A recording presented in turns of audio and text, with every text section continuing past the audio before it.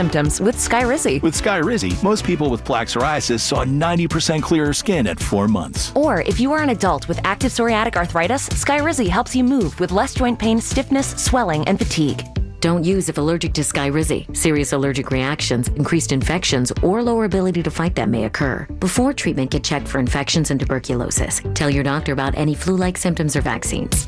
There's nothing like clearer skin. There's nothing like better movement, and that means everything.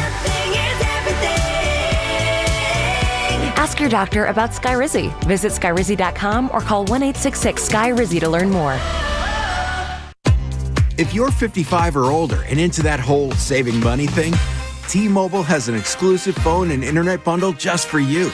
Right now, get 2 unlimited phone lines plus 5G home internet for just $30 each per month with autopay, plus taxes and fees. And with 5G home internet, setup is easy with just 1 cord and no technician needed, which is great if you're also into that whole keeping it simple thing. Switch now and experience the best mobile network in the U.S. Visit your local store to start saving. T-Mobile, it's better over here. Based on analysis by Ookla of speed test intelligence data Q4 2024 to Q1 2025. Ookla trademarks used under license. Unlimited on our network. Customers on voice plan may notice speeds lower than other customers and further reduction if using more than 50 gigs a month due to data prioritization. Video streams and SD on this plan. Home internet pricing after $20 and monthly bill credit plus $5 per line without autopay. Debit or bank account required. See 5G device coverage and access details at T-Mobile.com. Oh, could this vintage store be any cuter? Right? And the best part? They accept Discover. Accept Discover? In a little place like this? I don't think so, Jennifer. Oh, yeah, huh? Discover's accepted where I like to shop. Come on, baby, get with the times. Right, so we shouldn't get the parachute pants? These are making a comeback. I think. Discover is accepted at 99% of places that take credit cards nationwide. Based on the February 2025 Nielsen report. If Old Spice Deep Sea Super Hydration Body Wash were music, what would it sound like? Start with the deep sounds of Old Spice's ocean waves and kelp. Layer on the smooth, renewing moisture. You wouldn't hear any parabens or phthalates because Old Spice Deep Sea hasn't got any. But you would hear that vitamin B3 for healthier looking skin. So while your regular body wash sounds like this, Old Spice sounds like this. Sounds like it smells amazing. Do you have 3 ex-wives and your current trophy wife wants a life insurance policy 3 times the size of the policies you had to purchase for your previous mistakes? If so, you need to call Big Lou at Term Provider, 800-700-6898. Big Lou is intimately familiar with your problems, and if you're 50 or 60 years old and in reasonably good health, a $1 million policy should only cost about $100 to $200 per month. Big Lou may have a solution for your previous policies as well. You may even save enough money to lighten the load on your new $1 million policy. Remember, call Big Lou. He's like you, except he's only on number 2. Call Term Provider at 800-700-6898. That's 800-700-6898. For $1 million in term life insurance that you can live with. Call Big Lou at 800-700-6898. 800-700-6898. Step up to the plate and save lives with Stanford Blood Center. Donate blood during August and score a free limited edition Stanford Blood Center in San Francisco Giants co-branded jersey, and only available for a short time. This exclusive jersey is our way of saying thank you for being a hero. Every blood donation can help save up to 3 lives, making a real difference in your community. Supplies are limited, so don't wait. Visit StanfordBloodCenter.org to schedule your donation. Live from downtown San Francisco, this is 95.7 The Game. Yes, it is. Welcome in. It is football season, and we've got overtime on the air here on 95.7 The Game. It's about the 2-minute warning down in Santa Clara right now, but this game is all but over. Not that the final score really matters all that much. Winner, loser doesn't really matter all that much in a preseason game. We did get to see quite a handful of impressive moments and some questionable ones from the 49ers, but that is what the preseason is all about. Welcome into overtime here on 95.7 The Game. Mark Randy with you, taking your calls and your text on this Niner preseason week number 1 versus the Broncos. This performance You can always get in at 888-957-9570. And I'll be with you guys for overtime all season long right here on 95.7 The Game. It is 30-9 Denver right now, 2:09 to go in the fourth quarter. If anything crazy does happen in the final couple of minutes of this game, we will, of course, let you know. Not many starters played for the Niners today, although considering how many rookies the Niners are going to have to rely on this season, I think we saw quite a few players that you can expect to be regular performers for the 49ers this season. Now, you take a look at who started for the Niners on offense and on defense. We're talking about Mac Jones, right? He's going to be the backup quarterback. We're talking about Patrick Taylor Jr., who at best you think is going to be running back 3. You did see Demarcus Robinson out there, and if he gets suspended, when he comes back from that suspension, he will be one of the more valuable wide receivers on this team. We saw Jordan Watkins, a rookie out of Ole Miss, another wide receiver. He had a nice 50-yard catch in the first quarter on the first drive on third down that led to, at this point, the Niners' only touchdown of the game.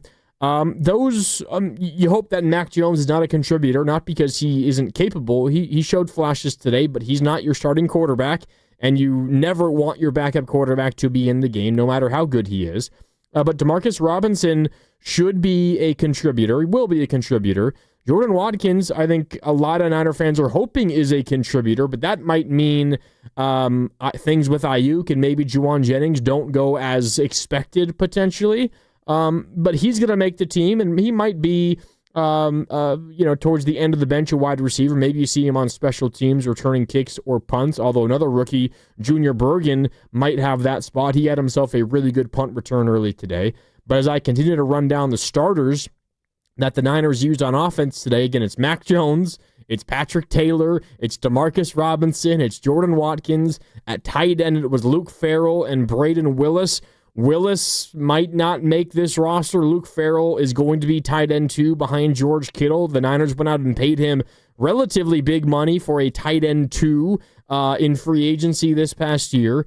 And then on the offensive line, you had a starter at left guard in Ben Barch, but everywhere else it's reserves. Spencer Burford at left tackle. As I mentioned, Ben Barch at left guard, not officially the week 1 starter, but I would bet a lot of money that he is the week 1 starter when the Niners are up in Seattle. Ben Barch at left guard. He started today there. But at center, it's Matt Hennessy. At right guard, it's Nick Zakelj. At right tackle, it's Austin Pleasance. If you don't recognize a lot of these names, maybe other than Burford and Barch, I don't blame you, because these guys are not, ideally for the Niners, going to play any snaps for you this year. Now, the reality is they're going to. Because you're not going to have a starting 5 on the offensive line that plays every single game for the whole season. So you're going to need to rely on someone like a Spencer Burford or a Matt Hennessy or a Nick Zakelj or an Austin Pleasance. Now, there were a lot of other offensive linemen that did get into this game, of course. That was just the group that started this game and was protecting Mac Jones for the first quarter plus a little bit more. On defense, you saw a couple of names that you expect to see throughout the entire season. Bryce Huff technically started, didn't play a whole lot, but he was in there, the offseason acquisition from the Philadelphia Eagles, who previously had a career year under Robert Saleh, Niners' old and now new defensive coordinator when they were both with the New York Jets. Kalia Davis started on the interior of the defensive line. He was really good in this game alongside the rookie C.J. West. Of the rookie defensive linemen for the Niners, I think C.J. West performed the best. Of course, this is a relatively big absence because Mykel Williams, 11th overall pick out of Georgia, is out with a hyperextended knee, did not play today. Niners hope that he's ready at some point this coming week and for next week's preseason game versus the Raiders. But C.J. West, a rookie D lineman, starting and playing a lot, particularly in the first half, I thought he held his own.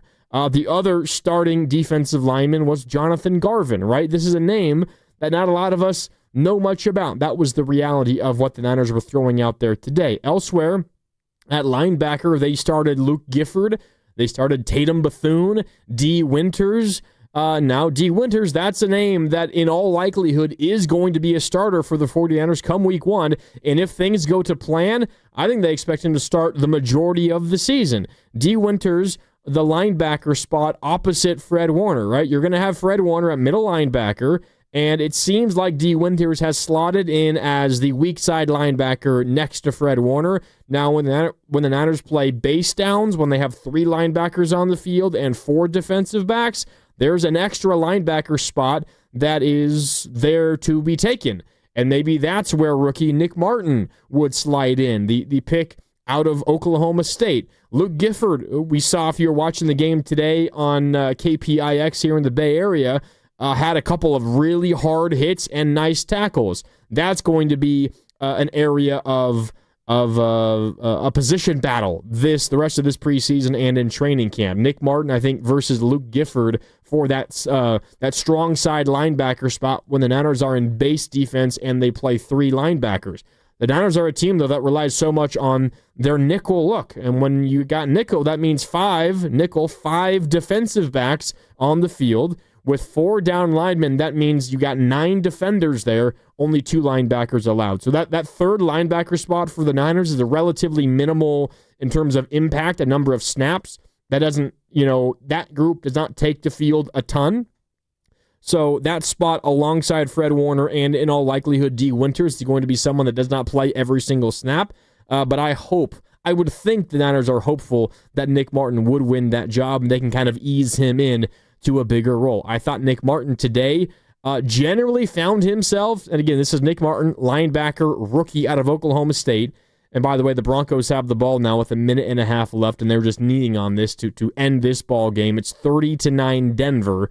That will be the final score in preseason week number 1 from Levi's Stadium. I thought Nick Martin today, again, rookie linebacker out of Oklahoma State, largely was in the right spot time and time again. Little too aggressive, kind of over pursuing, seemed a little too eager to get out there. Bad routes to balls or to ball carriers. There were a number of times where he took an aggressive route trying to get a tackle for loss or trying to get him for just a yard, but because he was so aggressive in trying to tackle the ball carrier, his angle was off and the ball carrier was able to get the edge around him, and instead of tackling him for maybe a gain of 3, he got pushed out of bounds for a gain of 9. And that's something that Nick Martin is going to learn, and he's going to take smarter, safer angles to tackle. And he's going to, instead of shooting for a tackle for loss, is going to say, you know what, I'm going to avoid the big play. I'm going to keep the play in front of me. I'm only going to give up 3 yards. I'm going to avoid giving up 9, 10, or 11 yards with the hopes of maybe getting a tackle for loss. He's going to make the safer play. That's going to happen. But that's an area where I'm sure, just on first glance, and I'm going to go back and watch the tape probably tonight once I get done with you guys here on Overtime on 95.7 The Game. There's at least like 5 examples of Nick Martin just being a little too aggressive defensively, coming downhill from his linebacker spot and trying to make a crazy hell of a play, but as a result, taking that risk resulted in the ball carrier for the Broncos getting an extra 6, 7, or 8 yards, and that's something the Niners cannot have from any of their linebackers. So there's a lot of tape with that specifically. And I would imagine that that's going to be shown to Nick Martin as early as maybe even tonight, but tomorrow, once all these players get back into the facility, because that was very, very apparent. But in addition to the linebacker core, I mentioned it was Gifford, technically, and Bethune and Winters that started at linebacker. The corners were Darrell Luter Jr. and Dallas Flowers, and the safety was Jason Pinnock and Marcus Siegel. Now, those are guys that you're going to hear from throughout this year. Darrell Luter Jr. is going to make the team. The Niners, I don't think, are expecting him to be a starting cornerback, even maybe if Renardo Green misses some time. But Jason Pinnock, I think in all likelihood, is going to be a starting safety for this Niner team coming week number 1. Part of that is because Malik Mustafa, last year's rookie, who was really good as a rookie, is going to miss at least a handful of games to begin the year, and they need a starting safety. They need 2 starting safeties, obviously. But Pinnock, a little bit more of a veteran, previously played with the Giants, He's likely going to be a starter come week number 1. Now, maybe he does not start once Mustafa is back, and maybe it's Jair Brown. Maybe someone like Marquise Siegel, who we saw today for the first time in game action. Maybe he continues to play well, and we will see. But these are a lot of names that you expect to have somewhat roles on this team going forward. But you at the same time, you do not hope that many of these guys are having major impacts in terms of snap numbers, snap counts, because these are players that have holes and that haven't proven themselves at this level.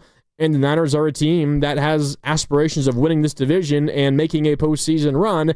And frankly, it's going to be hard to do that with players like Darrell Luter Jr. and Dallas Flowers playing major snaps. So all of that is to say the Niners played very few starters today. And oh, by the way, when this group of Niners starters, when this group of Niners starters played versus the Broncos' real starters, the Broncos played like their first team offense and defense for the majority of the first quarter tonight. The Niners led 9-0. The Niners led 9-0. Now, again, wins and losses in the preseason, they don't mean anything. The Baltimore Ravens tend to never lose preseason games. It does not matter. But the Niners, second string guys, held up really well against the Broncos starters to begin this game. Now, the rest of the game, in terms of wins and losses, points for, points against, that was really ugly. And there was a lot of mistakes that led to that ugliness. Also, Denver just playing well, and there's probably some truth to the fact that maybe Denver's backups are better than the Niners' backups. I don't know Denver's roster that well, but that does happen across the course of the NFL in the preseason as well. So I'm trying to just take a step past the score, 30-9, and kind of just dive into individual performers as we try to take our first steps towards gauging what this Niners 53-man roster would be when we get towards the end of this month and we get prepared for week number 1. All right, this is Overtime here on 95.7 The Game. Mark Randy with you. Niners lose preseason week number 1 to the Denver Broncos, 30-9. This is Overtime, and we got time for your calls and your texts at 888-957-9570. I've also got my eye on our YouTube chat, powered by First NorCal Credit Union, coming to you live from the Laughing Monk Studios, as always. Let's see. Got my eyes here on the YouTube chat. A couple of thoughts here. Filthy Casual, appreciate you tuning in. Also, shout out to Joey and to No, and to Andis and to a few others who are weighing in. I see a Vitamin, I see a Carson, I see a Jesus, I see a JP. Appreciate you for tuning in. Filthy Casual, though, asks, how was Upton Stout? If you don't know Upton Stout, Niners rookie, and let me just, before I answer the question on Upton Stout, let me just read to you the 49ers rookie class. Because these guys, for the most part, are going to play a lot of snaps this year. So first round pick, number 11 overall, Mykel Williams. We know that. Already touched on him. Did not play this week. Suffered a hyperextended knee this week in practice. And we're going to hear from our guy, Carter Chickering, who was covering the game down at Levi's. He's going to give us a call coming up in the 9 o'clock hour at some point. We'll catch up with Carter. He has a story to tell about Mykel Williams because I think he saw him up in the press box. I'll let Carter tell you, but we will get some inside information on Mykel Williams, who did not play today. 11th overall pick, hyperextended knee. Niners need him, and they need him to be good because what we saw, I think, elsewhere on the defensive line brings up some serious concerns. But that was pick number 1 for the Niners.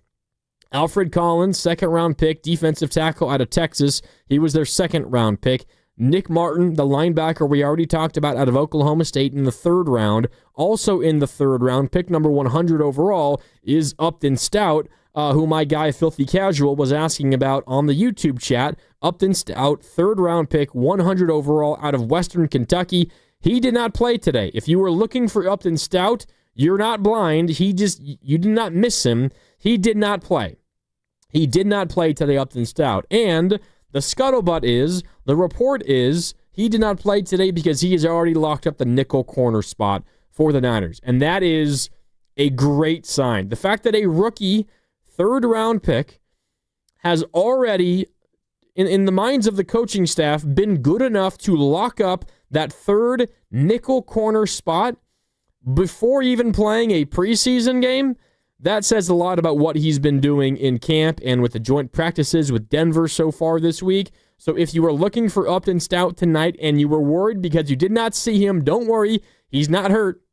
He did not play because that's just how good that he's been, and the Niners are expecting him to be their week one starter at the nickel corner spot, and they didn't want to risk injuring him. At least that is my read on the situation. There has been no report of any injury to Upton Stout. It seems to me they feel very confident about him, and they don't want to lose him to any injury in a relatively meaningless preseason game. It's the same reason why they're not playing Brock Purdy, they're not playing George Kittle, they're not playing Christian McCaffrey, they're not playing Trent Williams, they're not playing Nick Bosa or Fred Warner or Diamador Lenore, right? Because those are proven guys that are locked in as starters, and if the Niners feel that way about Upton Stout, then that is as big of a compliment that a coaching staff can give a rookie. The fact that you're not playing in a preseason game, not because you're hurt, but because they're scared that you might get hurt. So Upton Stout, so far in terms of rookie rankings, if you want to do it that way, gets major accolades because he was not even asked to play in this game. So I hope that answers your question. No Upton Stout today, but really it's a good reason, much more than a bad reason. Fourth round pick, CJ West, defensive tackle out of Indiana. He played a lot on the interior of that defensive line. I thought he was pretty darn good for the majority of when he played. Not going to, I think, wow you with crazy statistics and sack numbers and tackle for loss numbers. And obviously there are some DTs, some defensive tackles that do that. But really what you want out of your defensive tackles is to keep the lanes clear for your linebackers to go in and make tackles. And what I saw CJ West doing was taking on double teams. Just a big body in the interior of that defensive line. You take on a double team, that maybe allows a stunting defensive edge pass rusher to get through the offensive line and get to the quarterback. Maybe it allows, in tonight's game, a D. Winters or a Tatum Bethune or a Nick Martin to pop through the hole that CJ West created by taking on two offensive line blockers and then get to the running back, get to the quarterback. Whatever the case is, I saw CJ West do that like 3 or 4 times where he took on 2 defenders or 2 blockers, 2 offensive linemen, and it allowed somebody else in the area defensively to shoot through the gap and make a tackle. That's what the Niners need in CJ West, and I think he took a step forward in that direction tonight in that regard. Let's see, what other rookies? We mentioned Mykel Williams. I mentioned Alfred Collins, second-round pick out of Texas. How did he perform? And feel free to weigh in and let me know if you saw this differently than I did at 888-957-9570. Maybe I'm overreacting, and I'll let you guys on the YouTube chat also weigh in. But again, you can call or text 888-957-9570. When it comes to rookie performers, and again, the rookies that we saw today, we saw Alfred Collins, we saw Nick Martin, we did not see Upton Stout, but we also saw CJ West, we saw Jordan Watkins, the receiver out of Ole Miss, we did not see Jordan James, the rookie from Oregon, the running back, out with an injury. We saw Marcus Siegel, safety out of Kansas State, 5th-round pick. We did not see Curtis Rourke, quarterback out of Indiana. He's out with a bad injury. Connor Colby, 7th-round offensive lineman out of Iowa. We saw him in the second half. We also saw Junior Bergen, 7th-round wide receiver out of Montana. He's likely going to make this team, I would expect, as more of a special teamer, as a kick and punt returner, as opposed to a wide receiver. But we saw him, and he had a bit of an explosive on a punt return. So good things there. But specifically as it goes to Alfred Collins, in terms of Niners draft picks, he was the highest picked player that played tonight because Mykel Williams did not play with that knee injury, the hyperextended knee that he suffered this past week leading up to this game. So Alfred Collins, the highest drafted player that played tonight for the Niners. again, I'm open to seeing this wrong, and I'm going to go back and watch the tape, and I might have a slightly different opinion. But on first glance, watching Alfred Collins for the first time tonight in a game, in game action as a member of the 49ers, I was a little disappointed. It seemed to me like he is clearly better, and he was drafted as a defensive tackle. He's going to play on the inside of that defensive line. I did not see Alfred Collins a ton pushing back offensive linemen, and it seemed to me like he got a little winded relatively early. Now, the thing with Alfred Collins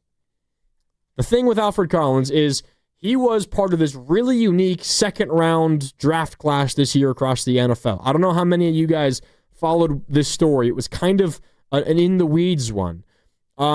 But to make it as quick as possible, essentially there were a couple of teams early in the second round, the teams with the first and second picks in the second round, so 33rd and 34th picks in the second round, that fully guaranteed their contracts to those players. It had never happened before in the second round where those players are getting fully guaranteed deals.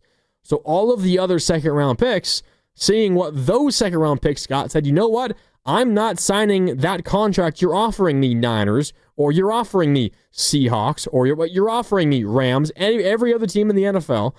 I don't want to sign that deal because that's not fully guaranteed. And what these other players got was fully guaranteed. I'm holding out for a fully guaranteed deal. And if you're an unsigned rookie, you can't be fined for missing practice time because you're not under contract. The team has no basis on which to fine you. So you are free from any financial burdens, and you can just say, I'm going to play a game of chicken. And what ultimately happened was the Niners, they seemed to blink, and they gave Alfred Collins not a fully guaranteed deal, but a much higher percentage of the deal was guaranteed than in previous 43rd overall picks. But as a result, Alfred Collins missed the entire offseason program and came into camp essentially completely raw, like he was just drafted the other day. So he's behind.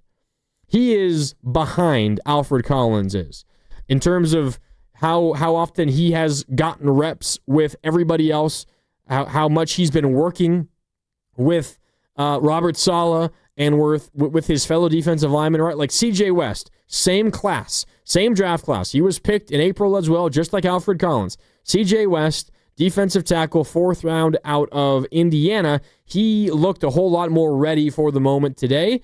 And maybe it's just simply because he might turn out to be a better pro, but there is a lot for Alfred Collins, which just comes back to the idea that he was not with the Niners really all summer after being drafted because of the uniqueness of the second round of the NFL draft today. So Alfred Collins today, I thought it was not a great debut, not his best showing. Does not mean that he's destined to not help the Niners this year. Right? They need him. First of all, they need him too. But I did not see a ton of great things from Alfred Collins today.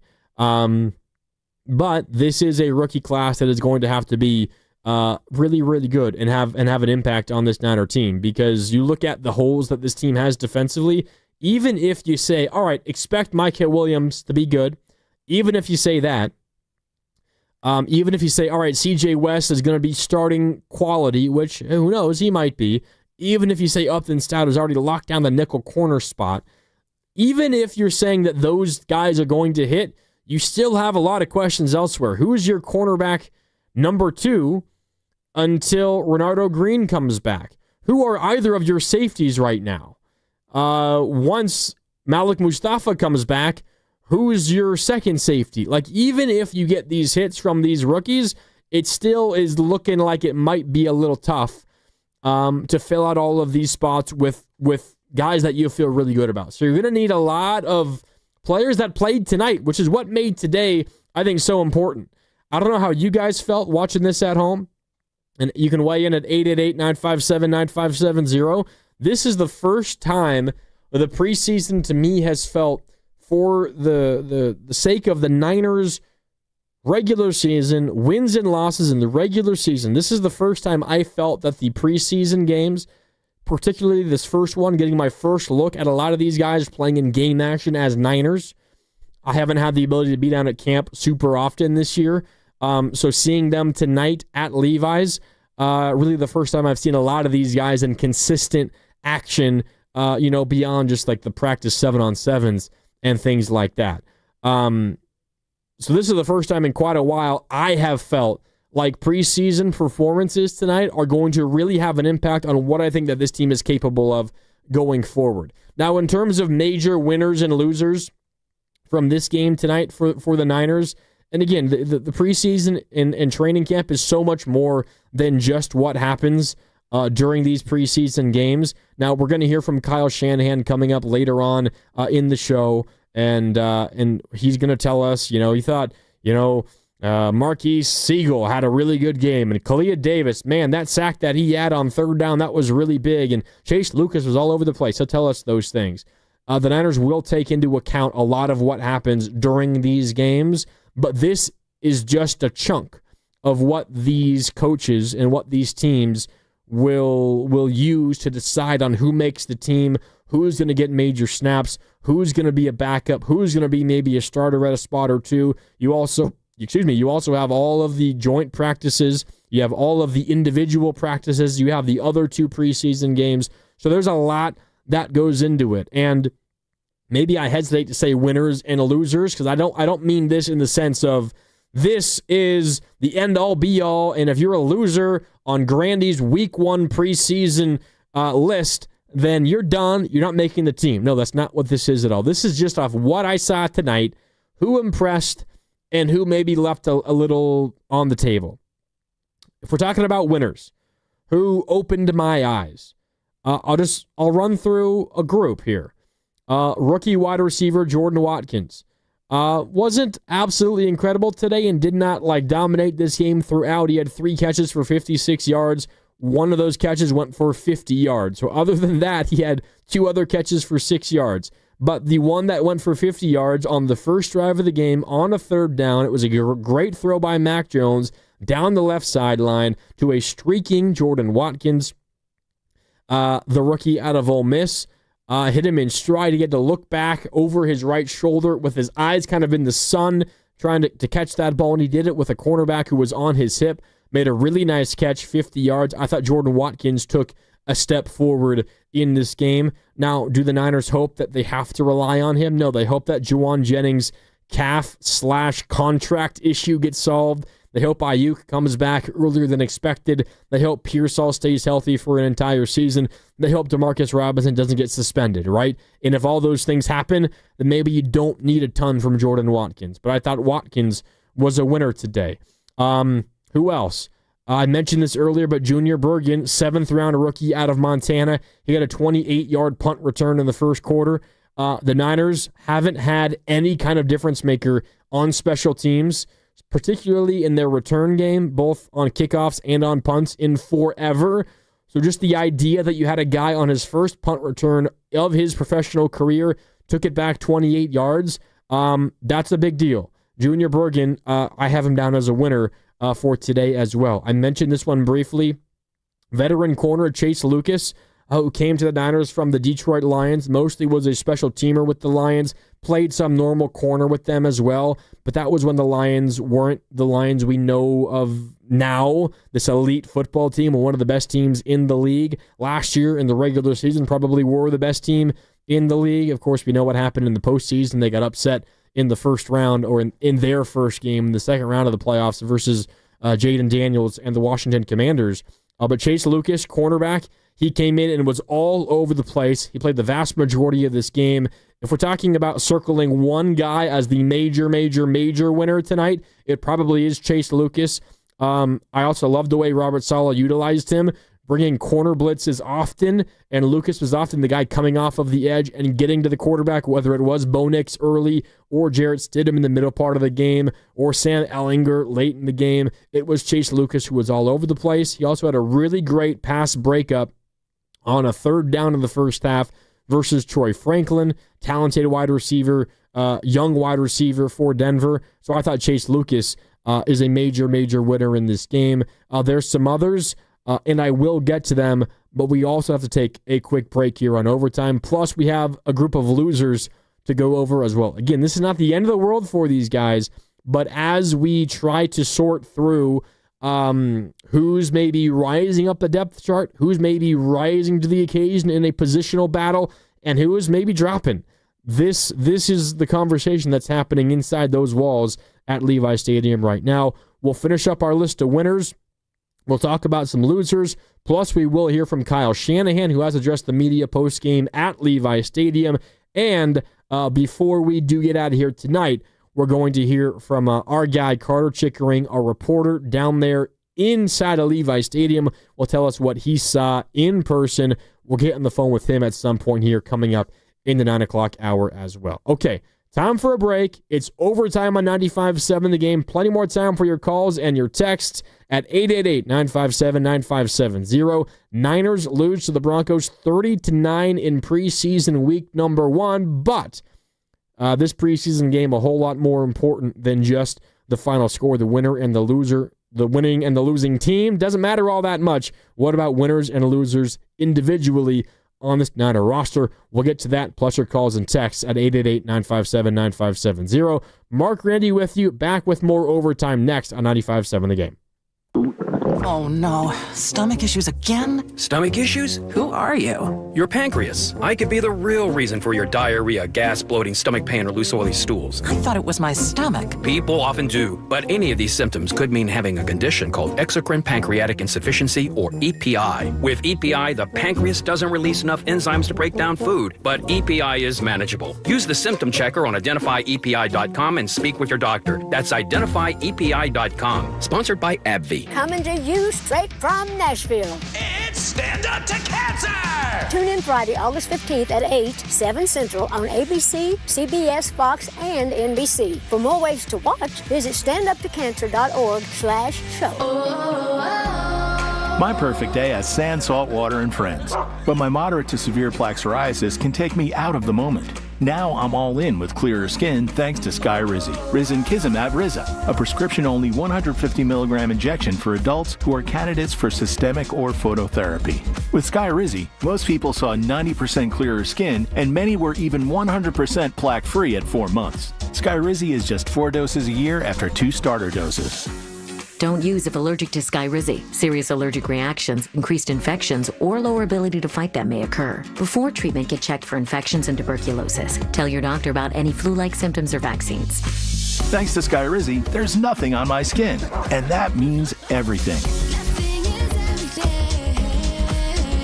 Ask your doctor about Skyrizi, the #1 dermatologist-prescribed biologic in psoriasis. Visit Skyrizi.com or call 1-866-SKYRIZI to learn more. 1-877 Cards for Kids. KARS Cards for Kids. 1-877 Cards for Kids. Donate your card today. 1-877 Cars for Kids. KARS Cars for Kids. 1-877 Cars for Kids. Donate your car today. Ready to get rid of that old car? Donate it to Cars for Kids. Call 1-877-CARS-FOR-KIDS to reach a friendly live agent. Donation's super easy, and your car can be picked up as soon as tomorrow. Call us now, 1-877-CARS-FOR-KIDS. That's Cars with a K to donate your car today. 1-877 Cars for Kids. Donate your car today. Did you know you can donate real estate too? Go to carsforkids.org. That's carsforkids.org. When you're hiring, have you ever felt like you're missing out on meeting truly great candidates for your roles? It seems impossible to find them, but they have to be out there somewhere, right? Well, they're not hard to find when you know where to go, and that place is ZipRecruiter. And right now, you can try ZipRecruiter for free at ZipRecruiter.com/free. ZipRecruiter helps 10 million people with their job search every day. And because these people are actively looking for jobs just like yours, it's easy to find the right person right away. In fact, 4 out of 5 employers who post on ZipRecruiter get a quality candidate within the first day. But if you're not using ZipRecruiter, you're missing out. So see what it's like when the impossible is easy. When you go to ZipRecruiter.com/free right now to try ZipRecruiter for free. Once again, that's ZipRecruiter.com/free. ZipRecruiter.com/free. Never miss out on great candidates with ZipRecruiter. You're listening to 95.7 The Game, KGMZ-FM in HD1 San Francisco, on Odyssey Sports Station. Always live on the free Odyssey app, Twitch, and YouTube. Powered by First NorCal Credit Union. Braden Willis in motion, two tight ends again. Denver brings pressure. Taylor bounces it outside, looking for the pylon, and he's in. Touchdown 49ers. That's a veteran running back in year number 5 that knows what he's looking at. And the defender, I believe that was Talanoa Hufanga, came flying into the hole. Right there. And Patrick saw that, foot in the ground, bounced to the edge. No one's out there to set the edge, and out races Riley Moss to the pylon for 6. Now back to 95.7 The Game. Yeah, welcome back. Overtime continues. Preseason week number 1 edition of Overtime here on 95.7 The Game. Mark Randy with you. That highlight you just heard, that was the guys on KPIX. Guy Haberman doing a good job alongside Tim Ryan on KPIX, and that was the Patrick Taylor touchdown that put the Niners up 7-0. That came on the heels of that Jordan Watkins 50-yard catch on third down that moved the chains. That made it 7-0 Niners. They would later get a safety and added on 2 more to make it 9-0, and this was a crazy beginning of the game. The Niners led 9-0 after their touchdown, and then on 3rd and 6, it was a D. Winters blitz. This was, okay, honestly, maybe the thing that made me feel the most confident about this Niner team going forward wasn't maybe any individual performance. It was just, in general, this singular play, and I think what it signals. And again, welcome back. Mark Randy with you on Overtime. Always time for your calls and text. 888-957-9570. Niners lose 30-9. A lot of good, a lot of bad, as expected in a preseason game when you play so many unproven youngsters. That's what you're going to get, but a lot of opportunity to learn. Niners up 7-0. Denver has the ball, and they're kind of backed up. Let me find the exact play so I can give you the exact score here. So it was 7-0. Denver begins their drive at the 10-yard line after a Thomas Morstead punt down them at the 10.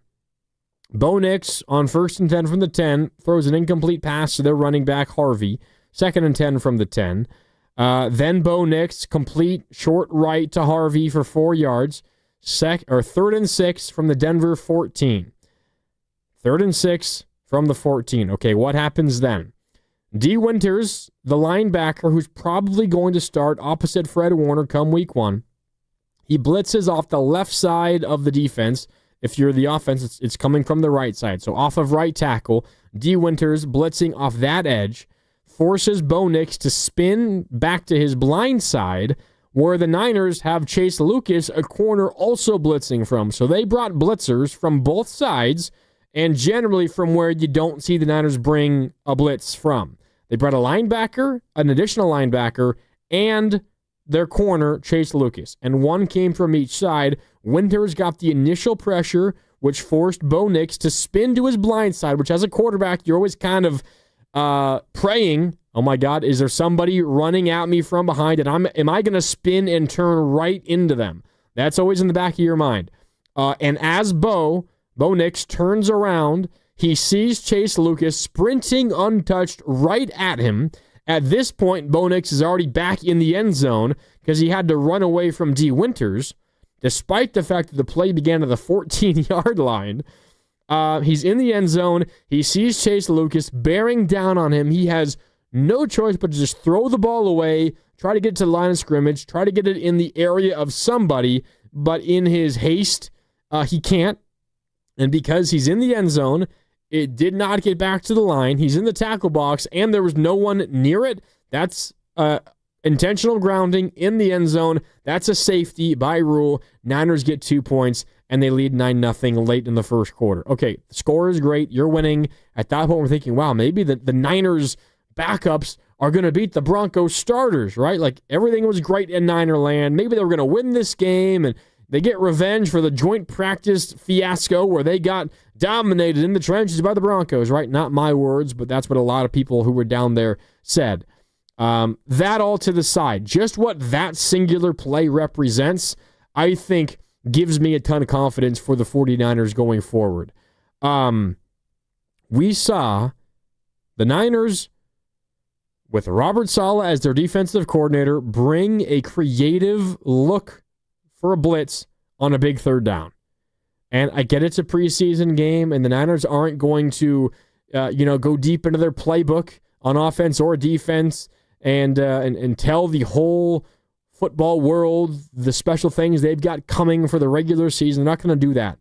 But they did show an ability to, at a moment's notice, bring a unique pressure look that might confuse an offensive line, a protection package, and allow you to get to the quarterback on a big third down and change the course of a football game.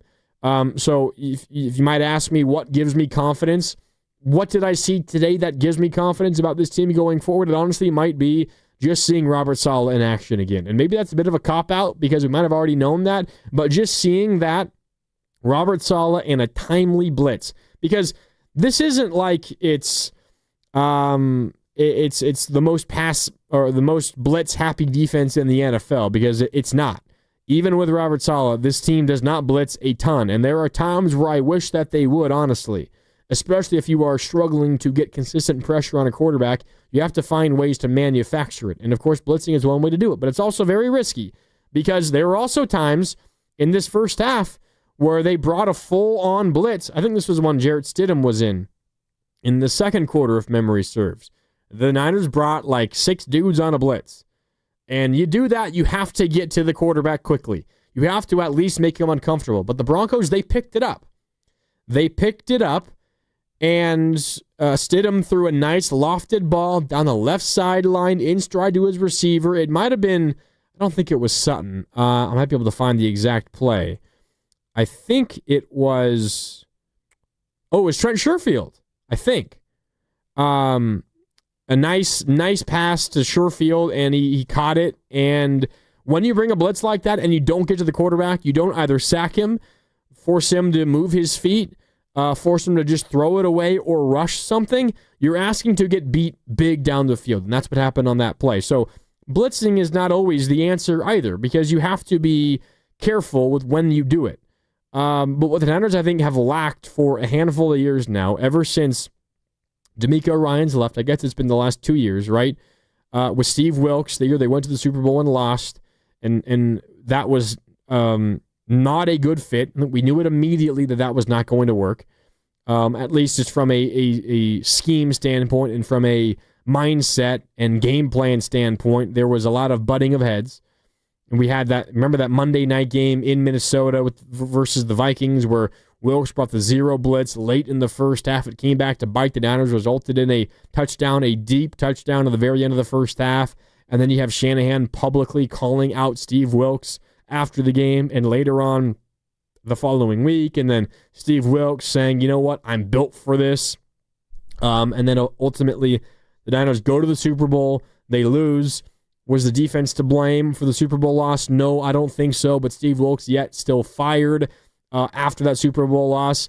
And then they hire Nick Sorensen because at that point you're already in February and everybody else has already hired all their head coaches and all their coordinators. You got slim pickings. So they were essentially forced to promote from within. Didn't work out well. Nick Sorensen gets fired after this most recent year. But now they have an opportunity to bring in Robert Saleh and kind of get back to the defensive plan that worked so well for them when they were going to Super Bowls and going to NFC Championship games, what felt like almost every single year under Saleh and more recently under D'Amico Ryans.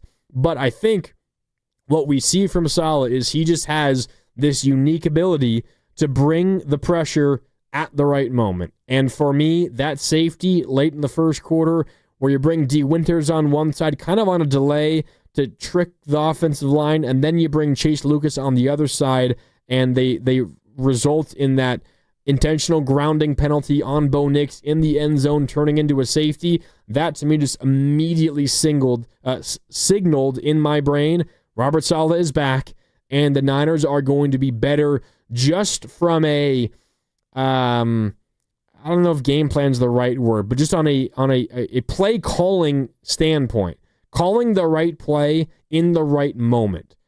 Doesn't mean the Niners are going to have more talent on this defense than they did last year or 2 years ago. I don't think that's the case. They're certainly not going to be nearly as proven as they were last year, just based on the fact that they played a lot of veterans last year and are going to have a lot of youngsters on the team this year. But I think what Robert Saleh brings that they have lacked for 2 years is, one, it's a system that I think everybody on this team and in this coaching staff is very comfortable with. What Saleh runs versus what Steve Wilkes and Nick Sorensen were capable and willing of running. But you also just have that ability of a defensive coordinator to dial up what works in the big moments. That's what Robert Saleh did so well when he was the Niners DC, and it's why those teams, which, by the way, we think back to those Niner defenses with Robert Saleh, the 2019 team that went to the Super Bowl and lost to the Chiefs. That was a rookie Nick Bosa.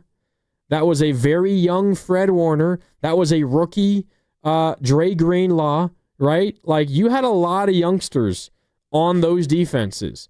And I think, at least when I think back of like 2019, because in my head, I'm kind of comparing this season to 2019. At least that's the way I think the Niners are hoping that it goes.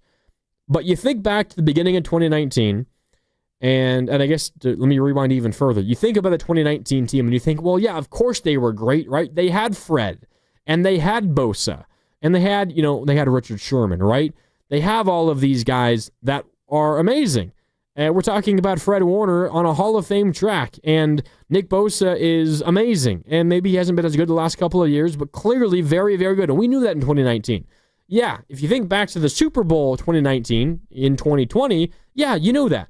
But if I were to ask you how you felt about that defense going into the 2019 season, how would you have answered that question? If you could just wipe from your memory everything after August of 2019. You are in August 2019.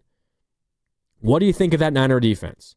You say, well, if the youngsters that they have and that are starting and that they're playing turn out to be pretty darn good, you pair that alongside the proven guys in Richard Sherman and alongside a proven DeForest Buckner and a proven Armstead, yeah, they're going to be pretty darn good, right? Okay, you had to hit on Nick Bosa. You had to hit on Fred Warner. You had to hit on all these other guys. And then you're going to be pretty good. I see this defense as kind of similar. And what I mean by that is you have the proven Bosa. You have the proven Fred Warner. You have the proven Diamador Lenore. All right, the defense is going to be pretty darn good if you hit on Mykel Williams. If you hit on D. Winters, who's not a rookie, but is going to be starting really for the first time consistently in his career. If you hit on Upton Stout at nickel corner. If Renardo Green and Malik Mustafa continue to take steps forward. So it's easy to say, well, this team is not 2019. This defense is not 2019 because 2019 had Fred Warner and Nick Bosa. I'm just telling you, at this point in 2019, 6 years ago, if it was August 9th, 2019, 6 years ago to the day, and I were to ask you what was the expectation for that defense, you might think of it as somewhat similar to how you view this defense. And it's even more difficult to gauge what this defense is or what you expect or what you hope, because we have in our mind those great Niner defenses of years gone by. But I really think it's a similar situation in terms of you have quality pieces, and now you're just going to have those rookies and those youngsters that are now stepping into big roles to hit. And if they hit, this is going to be a good defense. If they don't, it's going to be a bit of a struggle. But I think just in general, just having Robert Saleh here will elevate, I think, the baseline and what is even possible for this Niner defense. Okay, we're going to get back to winners and losers coming up in a bit, but we got to get to Kyle Shanahan, who has addressed the media post-game in Santa Clara. Kyle Shanahan, after the Niners' 30-9 loss to the Denver Broncos in preseason week number 1, no Brock Purdy, no George Kittle, no McCaffrey, no Trent Williams, no Bosa, no Fred Warner, no Deommodore Lenoir, of course, no Ayuk with an injury, no Juwan Jennings with an injury, no Renardo Green with an injury, no Malik Mustafa with an injury. Man, this team is already pretty injured. That is not good news, but plenty of other things to talk about. Mac Jones started at quarterback. Carter Bradley played at quarterback. That was rough. We can talk about that. Tanner Mordecai got in, but a lot of rookies played, including Jordan Watkins. Kiner, the running back, got in, and we saw some good things from some of the defensive rookies as well, such as Nick Martin. Also, we saw C.J. West, Marcus Siegel, and a couple of others as well that we saw from. I'm sure Kyle Shanahan will address all those guys and a whole lot more. So let's do it. Kyle Shanahan, post-game in Santa Clara at Levi Stadium. Here he is addressing the Niners' Week 1 preseason loss. All right, guys. Injuries from the game. Tatum Bethune left with an ankle. He returned. Siegel had a knee. Didn't return. Abdullah left with ribs. And Rob Beal at the end there left with the groin. Go ahead. Obviously, this game is all about what the young guys can do, what kind of reps they can put out there on the field. But what did you think about Chase Lucas? I mean, obviously, he had some pretty big plays in the first quarter. Yeah, it was fun to watch Chase today. He flew around. We kept him at nickel the whole game. He's kind of our Energizer bunny. He was on practice squad all last year doing it, helping on offense and defense. He's had a hell of a camp and thought he did a hell of a job today. Up to his style of play. His calf was tight. We were cautious with him. Did you give any update on Michael Williams? Yeah, he hyperextended his knee. It'll probably be a week or so. What about Richie Grant? Why didn't he play? Some issues with his knee. He'll probably be about a week or so too. I know you want to go and watch film, but what's just your early thoughts of Mac? I thought Mac seemed like he performed well. I liked how he came out. It was a challenge, especially going against that defense. Had a bunch of guys out there too, and loved the first drive. The next one, I think we went 3 and out, but I was happy with Mac today. You played the 2 rookie defensive tackles a lot in the first half. I know you got to check the film, but what did you think from them initially? I felt pretty good with the defense in the first half. I thought we made a few mental mistakes that kept a couple drives going. I didn't feel a lot out there, with the pass rush and stuff, but I got to get to the tape to really know for sure. 4 turnovers, I know again, your backups, but were you frustrated? Offense didn't seem to move the ball very much at all. Yeah, it was frustrating. I liked how we started out, but after that, there wasn't much to be excited about. We didn't get many first downs, 4 turnovers, the 3 picks, the fumble. I felt when we did make a play, whether the quarterback did, then the receiver was off, I felt we made too many mistakes, and it was frustrating 2.5 quarters. You never return punts live in practice or even with the scrimmages with the Broncos. How much weight does Bergen's 28-yard punt return carry? It looked like the special teams, the blocking on it too. He made a good cut. And there was a guy down there, and he made that guy miss and broke their contain. Thought it was a hell of a play, and those are his opportunities. I wish he got more in the game, but no, that was a hell of a play by him. Benito had a series where he just kind of ruined the whole series. How do you feel about your backups at offensive tackle right now? He did ruin that whole series. One was on our tight end going across the formation. He just played past all the way, so that wasn't on a tackle. But it was 3 plays in a row. The next 2 plays, we went on the quick counter and lined up wrong, so he was able to jump the snap. So I thought that was a little tough for Spence. And then on the 3rd down, we had a bust by a player who was supposed to be outside presence on him. Spence was expecting a chip, so he just sitting there inside out, and there was no guy there. So Benito's a hell of a player, so we knew that would be a challenge. But I thought those 3 plays in a row were a little unfair to Spence.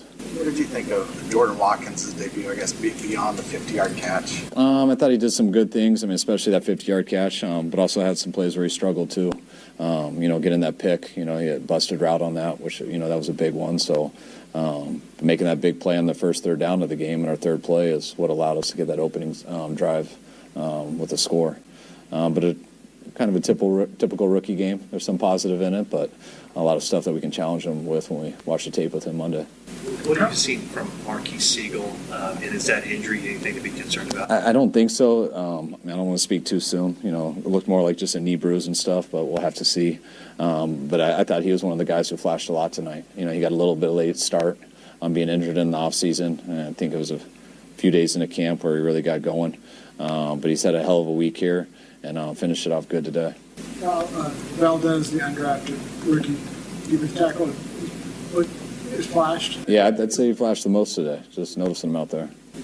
What, is it a bit of a surprise, or did you guys, when he came in, think there was something there? He's been flashing a lot in practice. He's been a problem in one-on-ones, and it looked like he played the run real well today. When our line coach talks about him in practice, that means he's doing some stuff, and it was good to see it carry over to the game today. Where did he come from? Was there somebody in the draft process that you remember banging the table and talking about Valdez? Because he has been impressive. I don't remember exactly. We ended up recruiting those guys hard after the draft, but I know he was the guy that we targeted. He seemed to make some plays. Is he taking another step this offseason? Yeah, I think he has. I think Kalia, I thought he had a really good offseason last year and was having a good training camp, and then got hurt at Tennessee pretty bad, and it set him back a ways. But I think this offseason has been very similar. I think he's had a real good training camp, and I thought he had a good first half there, too. Dobbs and Allen competing last year. You didn't really seem to know who you were going to pick until it came up to it. Do you feel more secure with Mac, guy that's got one style, as opposed to two guys that have different styles, and be able to head into the season knowing what you got? Yeah, we'll keep going through it, but I feel fortunate to have Mac. I think Mac's a good quarterback. I think he's done some really good things in this league. He's had a hell of a camp with us, and I think he did a real good job today. It's always hard when you're having the 2 and the 3 compete. They got to split those reps, and that's what we've been through here last year. But we kind of have much more of an idea now who our 1 is, obviously, who our 2 is, and we'll have our 3 and 4 competing now. Are you healthy enough for sure to have them join practice? Yeah, we are, but it's definitely getting hard. We had 19 guys didn't dress today because of injuries, and that's not counting the pup guys and things like that. Or, there's about probably 7 healthy guys that I sat. Hopefully we can get a bunch of guys back for Monday. It's real important that we get 2 good practices on Monday and Tuesday. So hopefully we're in a better spot Thursday when we go against the Raiders. Interception, was there some sort of miscommunication with Watkins, or was it just a... Yeah, he just got confused on the route.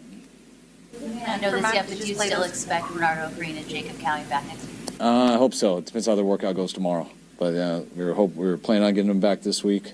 I hope it's sooner than later, because I don't want their first practice to be against another team, so we'll see how it goes. Plan for Mac to just play those 3 drives, or were you kind of just letting him play out? Our plan was 10 to 15 plays with him. And, he got 8 on the first drive and 3 on the second.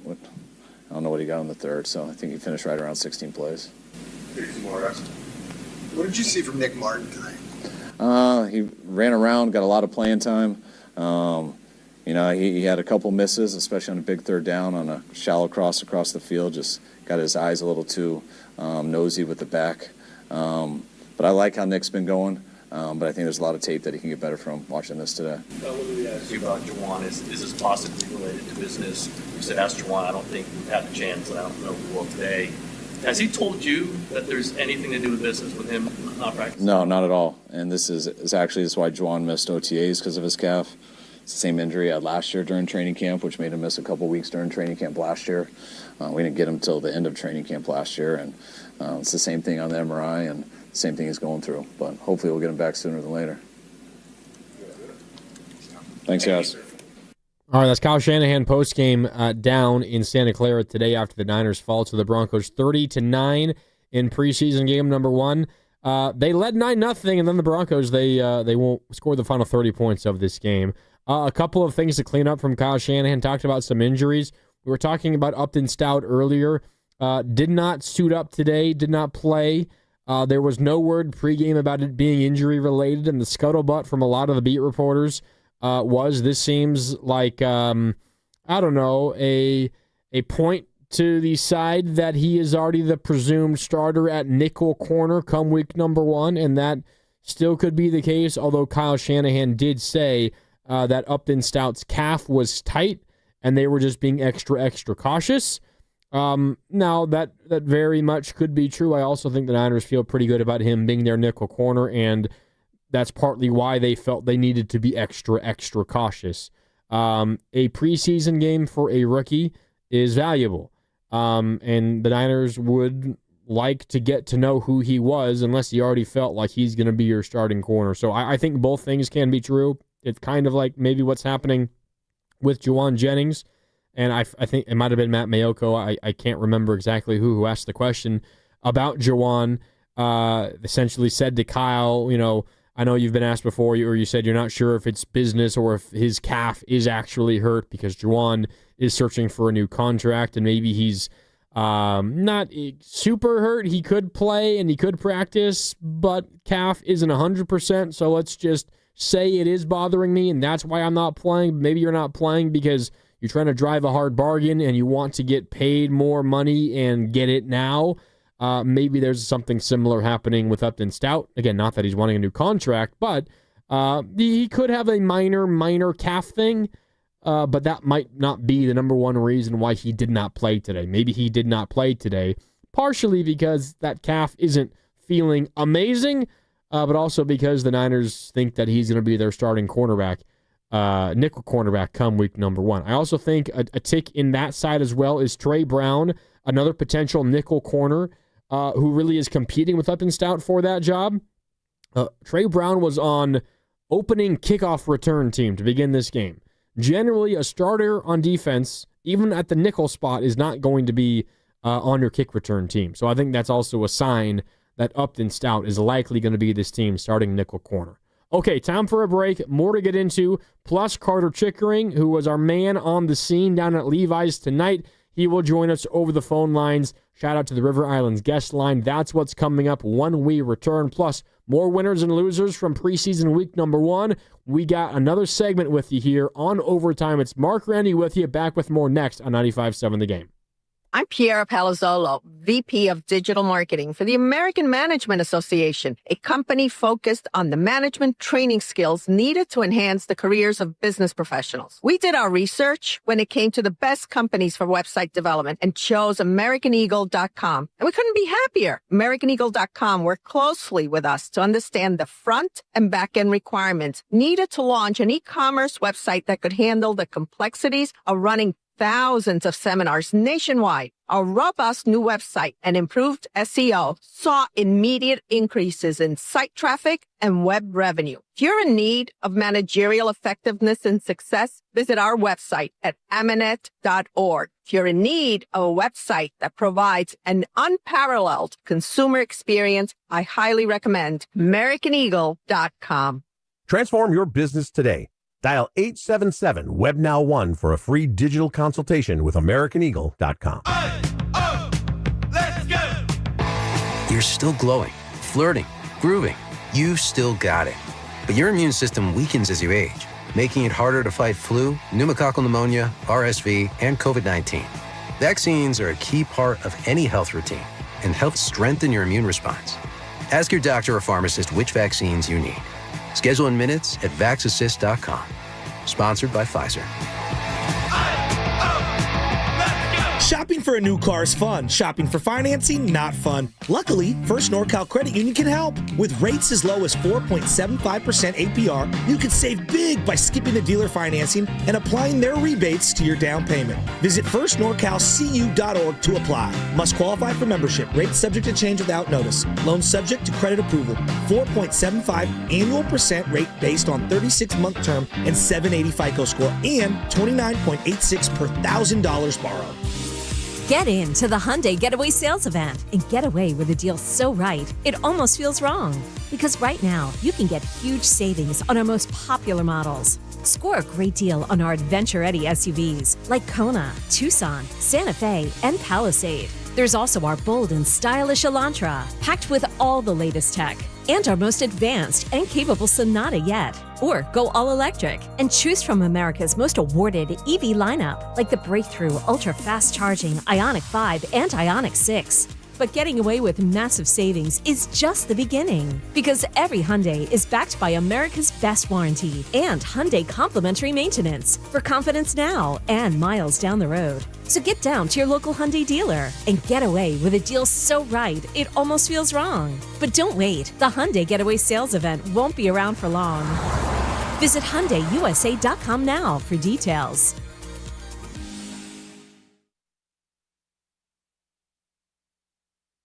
Nye with the rush. Nix lofts it. Franklin, and it's knocked away. Chase Lucas is having himself a first quarter. He sure is, and I could not be more fired up. I love when practice transitions to games. And Now back to 95.7 The Game.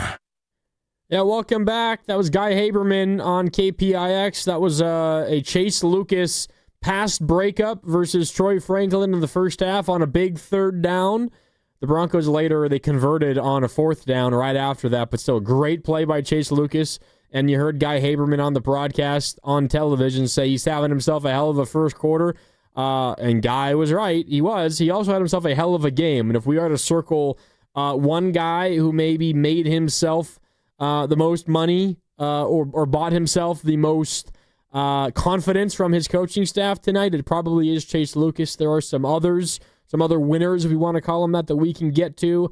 There are some losers as well that we'll continue to dive into as well, as the Niners, they lose today 30-9 preseason week number 1 at Levi's Stadium.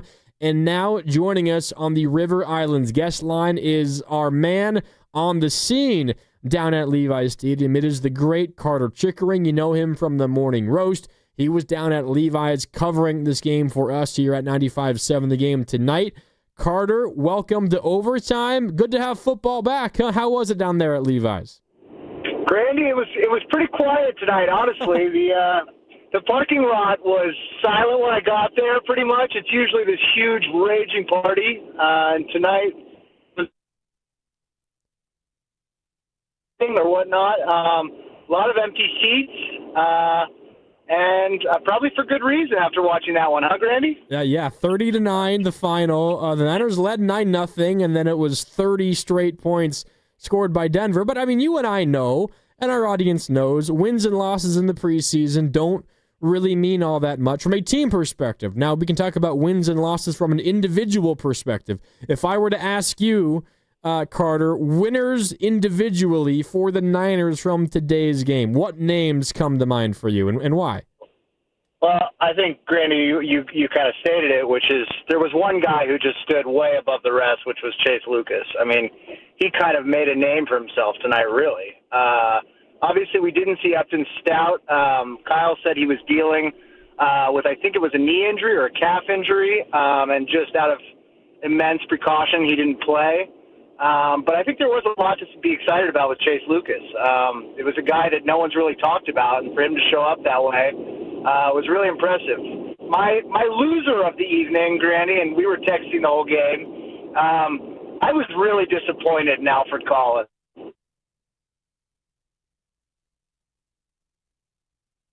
Looks like we got some... Oh, we lost you for a sec there, Carter. You still got me? Yeah, I'm here, Grandy. Oh, keep going. Alfred Collins. What did you see? Yeah, my loser for the evening was Alfred Collins. I just felt like he was so raw, and he just didn't know what to do with his hands. I was watching through binoculars the whole game. He really would just try to bull rush through the center or whoever he was lined up in front of. And in the NFL, that just doesn't work. I mean, it's so few men on the planet that can run through an NFL offensive lineman that way with no technique. And that's really what he was trying to do the whole game. Obviously struggled against a few double teams he saw. C.J. West was double teamed a lot of the game and really was able to manage at least. But Alfred Collins, even against single coverage, it just felt like he couldn't do anything. And Kyle kind of acknowledged in the postgame that, he felt like there was no production really on the defensive line. And I look at those two guys, obviously, to start. I thought C.J. West was fine tonight. He clearly has a lot more finesse than Alfred Collins. And I've got to say, Grandy, I'm worried about Alfred Collins. I think that he brings something to stopping the run right up the middle. But as far as collapsing a pocket or getting to the quarterback, I just don't see much there. So we'll have to see what happens. Yeah, I mean, he's obviously going to play a big role on the team one way or another. He's going to have to because they don't have a ton of other bodies. Second-round pick out of Texas. Now, we got to be fair to him as well, Carter, because, I mean, we can also blame him for missing the offseason stuff because he was holding out for a more guaranteed dollars in his contract as a rookie, but he was not there for OTAs or the offseason program. So this is a guy who's really completely raw. Now, maybe the rest of the preseason will get him up to speed, but I think you are right to be a little concerned because if he does not pan out, Carter, we're talking about a Niner defense that's going to have to fill another hole because we were hoping Alfred Collins would be the guy to fill a hole, and if he doesn't work out, then I don't know what they turn to. Well, yeah, Granny, I also think, they really need him. I mean, and the reason I say that is because you just kind of have nothing off the edge beside Nick Bosa. I mean, you're really counting on the pressure to come from the middle with these two nose tackles that they drafted. And if you're not getting anything from the other edge, it puts so much pressure on Nick Bosa, obviously, to produce, which we've seen over the past couple of years. He hasn't really been the Nick Bosa we knew prior to his DPOY season. So I just think they're going to have to get some pressure up the middle. Otherwise, they are going to be in trouble here. And I think Michael Williams, we've heard, clearly likes to line up on the inside. He's better on the inside than he is on the outside. So that's either going to need to change or they're going to have to get that pressure going up the middle. Carter Chickering, you know him from the Morning Roast. He was at Levi Stadium covering this game for us here at 95.7 The Game with us on the River Islands guest line. Carter, speaking of Michael Williams, did not play today, out with a hyperextended knee. Kyle Shanahan said post-game, maybe about a week is what he'll be out for. Moving forward. I think you had a Michael Williams sighting, did you not? What did you see? Yeah, Grandy, actually, interestingly enough, I was trying to go to the bathroom, and it was one of those all-gender bathrooms, of course, so it was just a single toilet, I think, in there. And I tried to open the door, wouldn't open, and little do I know, Michael walks out, and he was walking a little gingerly, Grandy, but there seems to be no worry around the 49ers that this guy's going to be out for an extended period of time. I think it's that come week one, if Kyle feels he's ready to play and be on the field, he'll be on the field. I don't think injury's going to hold that back. Gotcha. Interesting. Carter telling us everything we need to know from behind the scenes there at Levi's. Last one for you, Carter, and we appreciate you taking the time out on your drive back up to the city. We talked about a lot of the rookies on the defense. How about one other? Nick Martin, who looks like is going to lose that battle to D. Winters to be the starter opposite Fred Warner. Maybe it wasn't really even much of a battle, but there is also a third linebacker spot up for grabs when the Niners are in base defense, and Nick Martin might be a guy to claim that spot. What did you see from the rookie third-round linebacker out of Oklahoma State, Nick Martin, in his Niner debut tonight? Honestly, Granny, I think he did miss a lot of tackles. There's no doubt. He missed a lot of tackles, missed a lot of opportunities for himself is even a better way to put it.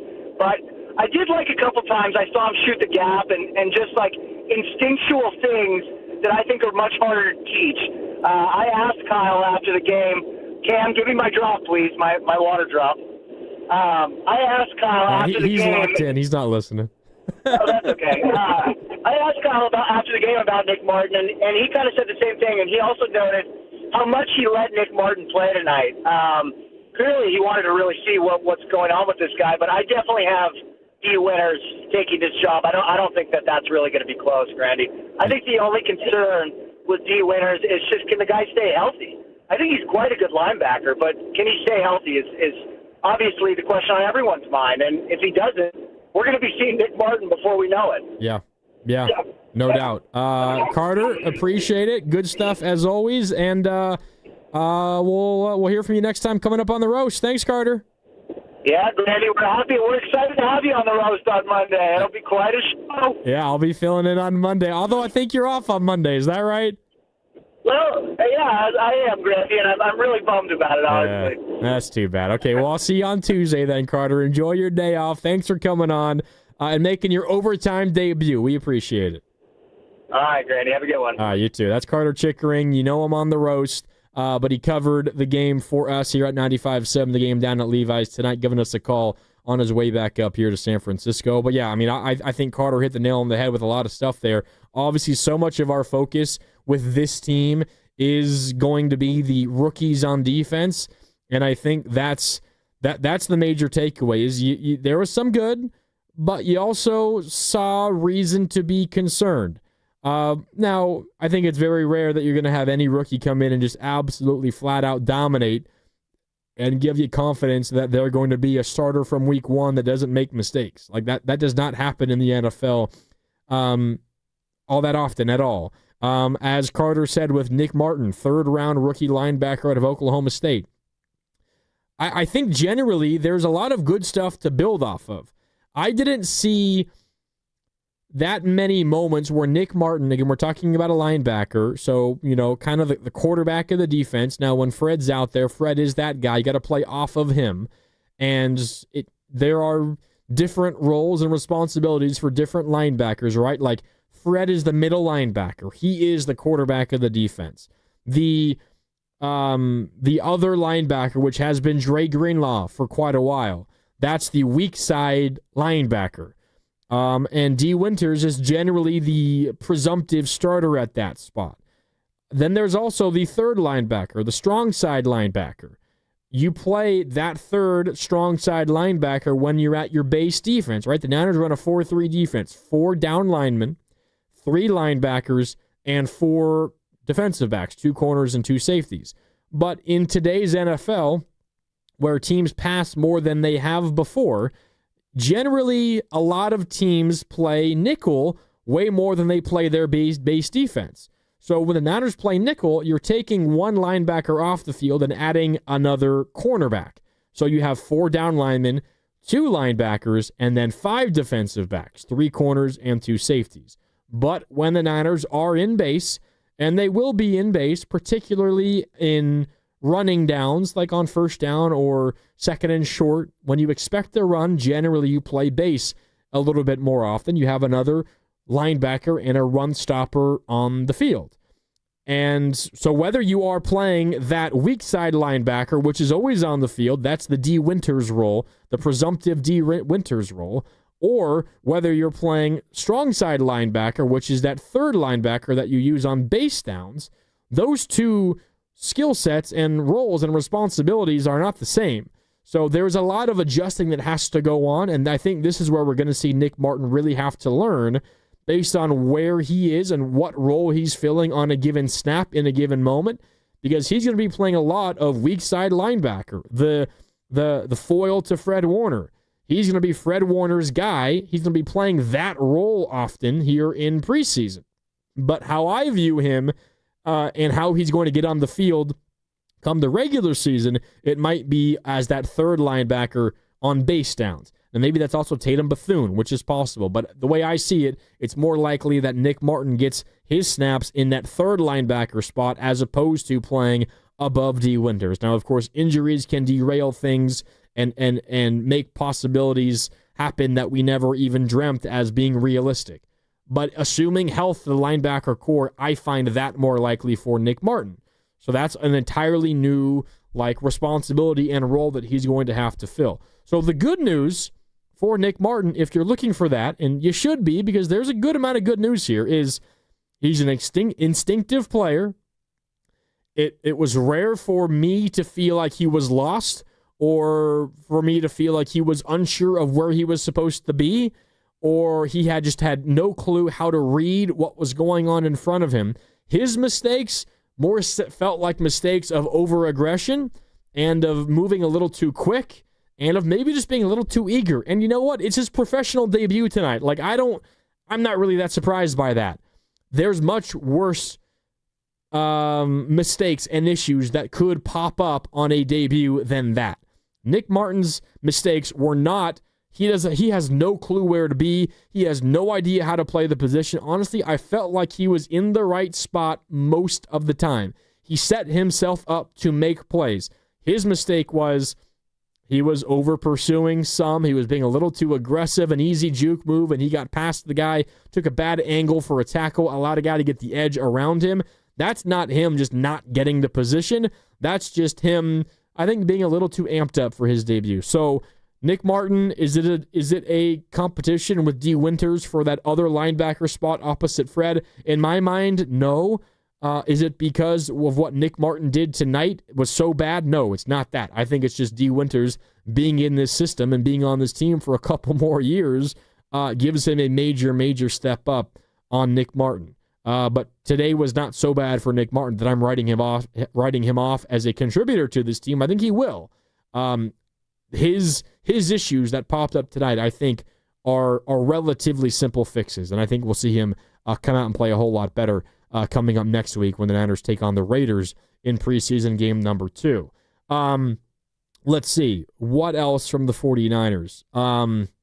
I do think we've got a serious issue on our hands with the offensive line.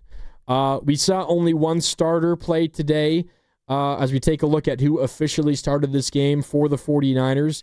Out there on the offensive line was Spencer Burford, Ben Barch, Matt Hennessy. I'm going from left to right on the offensive line. Burford, Barch, Hennessy, then Zakelj and Pleasance. Of that group of 5, only Barch is an assumed starter. Right, the Niners, assuming health, are going to go from the left tackle, Trent Williams, left guard, Ben Barch, who also started today. Center, of course, is going to be Jake Brendel, then right guard Dominic Pooney, and right tackle Colton McKivitz. So of the expected starting 5 on the offensive line, only Ben Barch played today. This has less to do with the starting group, although I think there are still concerns with the starting group. We have not seen a ton of Ben Barch, and I think we rightly question whether Colton McKivitz is a plus right tackle and whether Jake Brendel is a plus center. So there are questions there. I don't think the Niners have the ability to really stay afloat with any kind of injury to any of their offensive linemen. We saw Spencer Burford at left tackle today. He got abused over and over and over again by Nick Bonito. Now, Nick Bonito of the Denver defense is an all-pro, one of the best pass rushers in the NFL. So expecting Spencer Burford, a reserve offensive lineman, who's probably more of a guard than a tackle, to win or at least hold up versus Nick Bonito over and over and over again, that's foolish. And I'm not asking Spencer Burford to do that. I'm not expecting that. That would be entirely unfair and honestly just, bad by me to expect that, because of course that's not going to happen. That is an unfair matchup. That's a star going up against a reserve who doesn't really play a lot of tackle, but is being asked to play tackle. But he got abused over and over and over again. Nick Zakelj from the right guard. There was a rep early in this game. It might have been the Niners' first drive when they ultimately scored a touchdown on. He's just tasked with blocking one of the defensive tackles on the interior of that line. I don't know if he got confused. I don't know if he lost his footing or what. Broncos defensive tackle just runs right past him. Zakelj barely gets a hand on him. Again, he's not a Niners starting offensive lineman. He shouldn't be. And Austin Pleasance, similar story there. But if the Niners are at a spot where Trent Williams misses 2 or 3 or 4 games, and by the way, he's 37 years old, that would not surprise anybody if that had to happen. In fact, if you're the Niners, you're kind of expecting that to happen, and you better feel good about your replacement plan. And if you don't, I think that you're in trouble. And I don't feel good about any of their replacement plans. I don't see a lot of offensive linemen here that are screaming, I'm ready to help contribute. Now, there are very few teams that feel great about their backups at any position.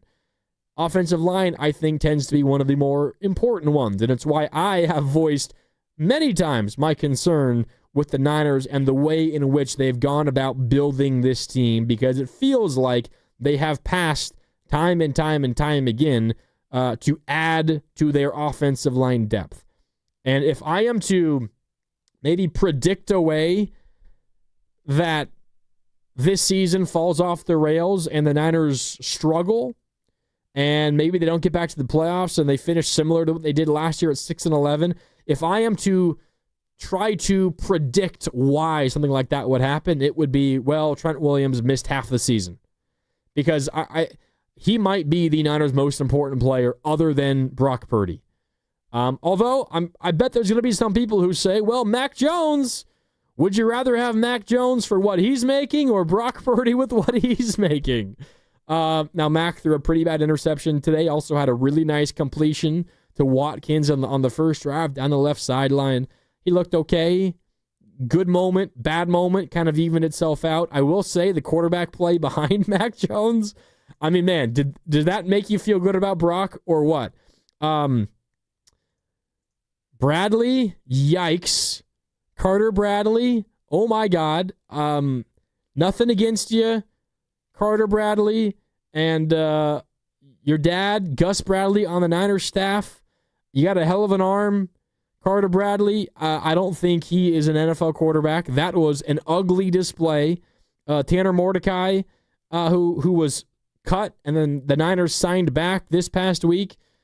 He got in for most of the fourth quarter, didn't do anything special. All three quarterbacks that played for the Niners threw an interception. They also lost the fumble. If you want to appreciate Brock Purdy, just go back and watch Carter Bradley's tape. That's all I'm going to tell you. That was bad. The Niners have a much better backup this year in Mac Jones, way better than Brandon Allen, way better than Josh Dobbs. If it gets to a third-string quarterback, the Niners are cooked. They don't have a Brock Purdy waiting in the wings. I will say that. But a performance like Carter Bradley, and to a lesser extent Tanner Mordecai, what they put on today, that should make you appreciate Brock Purdy quite a bit, because, man, that was rough, difficult to watch. Mac Jones, though, if the Niners need a backup quarterback for a game or two, I think he can keep them afloat. I don't know if I can say the same for someone like a Spencer Burford hanging out behind Trent Williams. I think one of the ways that the Niners season goes off the rails, one of the easiest ways for it to happen, is the offensive line struggles to stay healthy, and they don't have really anybody they feel good to turn to. Only time will tell. We shall see. I think it might be a similar story for the Niners defensive line as well. As you just heard from Carter Chickering, who was down at Levi's today, if the 49ers don't get a ton from Alfred Collins, what are you doing on the interior of that defensive line? Kalia Davis was very good today, I thought. Kalia Davis was good. He's probably going to be a starter. Kevin Givens is one of the other guys, one of the other names that we know because he has been around. He was out today. Now, whether he plays week one is going to be dependent on an injury. If he's able to, maybe he starts. I think the Niners feel pretty good about C.J. West. Some of the other names you got there are Jordan Elliott. These are names and guys that have been around that we know and have made some plays here and there. But those generally were rotation pieces on defensive lines that weren't very good. And if you're a rotation piece on a D-line that is not very good, I don't know how eager a team would be to make you a starter on their defensive line. You need one of C.J. West, at least one of C.J. West and Alfred Collins to really hit for you early on. Otherwise, you're in some big trouble.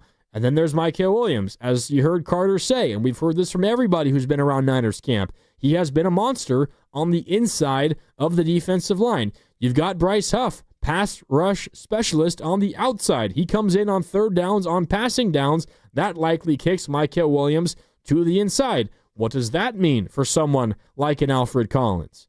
What does that mean for someone like C.J. West? Are those guys going out on pass rush downs and Mykel Williams is moving inside? There's a lot of questions to be answered there, but I think my biggest questions for the Niners are on both lines. The starting five on the offensive line is what it is. I have issues with some of those pieces. There's no doubt. I think those are their five best offensive linemen. I'm not arguing with who's starting. I'm arguing with the decisions that were made that did not allow acquisitions of other starting caliber offensive linemen. But beyond those starting five, you've got major issues, and even in your starting four on the defensive line, I think you got some major questions, and if your rookies don't hit immediately, it might be a bit of a struggle. You might also point out the defensive backs. What are the Niners going to do there? I think what you saw from Chase Lucas today makes you feel better. I think what you saw from Marquise Siegel, a free safety, makes you feel better as well, who was in the right spots, fighting through blocks, making tackles. I thought Siegel was good. Upton Stout, we did not see today. 3rd-round pick out of Western Kentucky, likely going to be the week 1 starter at nickel cornerback. I think they have some answers at defensive back. I think they do. My major concerns are on the offensive and defensive lines. And when it comes to winning football games, those tend to be 2 of the most important spots. Now, if your guys stay healthy and your rookies hit, you'll be fine. But if either of those things don't happen, I don't know how the Niners will be an above-average team at those spots.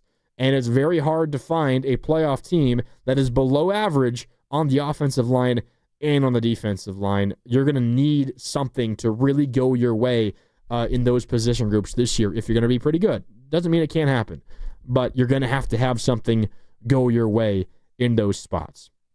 Anyways, Niners lose week number 1 of the preseason, 30-9 versus the Denver Broncos. We can get upset that it was a 21-point loss if you want. Really, the wins and losses do not matter. So much more about individual performances, who had a good day, who had a bad day, who can build on what they did, who can wash away what they did poorly, never make those mistakes again, and take a big step forward coming up for week number 2 of the preseason. And that is versus the Las Vegas Raiders in Vegas a week from today. Kickoff is at 1. We'll be back with you for overtime on that one as well on Saturday. So looking forward to that. But that will just about do it for us tonight here on Overtime on 95.7 The Game. Appreciate all you for tuning in. Shout out to the YouTube chat powered by First NorCal Credit Union, Theodore, Apollo, TG, a few others. No. Thank you so much for tuning in. Appreciate your support here on Overtime on 95.7 The Game. One more time, Niners lose 30-9 in preseason game number 1. We are 1/3 done with the preseason slate. And oh, by the way, we're less than a month away from regular season football now. Looking forward to it. We will, of course, be ready for that when the time comes. Sunday, September 7th in Seattle, 1 o'clock, week number 1, Niners versus the Seahawks in the Pacific Northwest. Okay, for my guy Cam behind the glass, for Zach, who was with us earlier today, helping get some of those highlights and bites cut up. For Carter Chickering, who covered the game down at Levi's for us tonight, and thanks for joining me here on Overtime tonight. My name is Mark Randy, signing off. Thanks for tuning in. We'll be back with more Overtime next week, right here on 95.7 The Game. Some people just know they could save hundreds on car insurance by checking Allstate first. Like, to check you have your phone first, before the cab pulls away.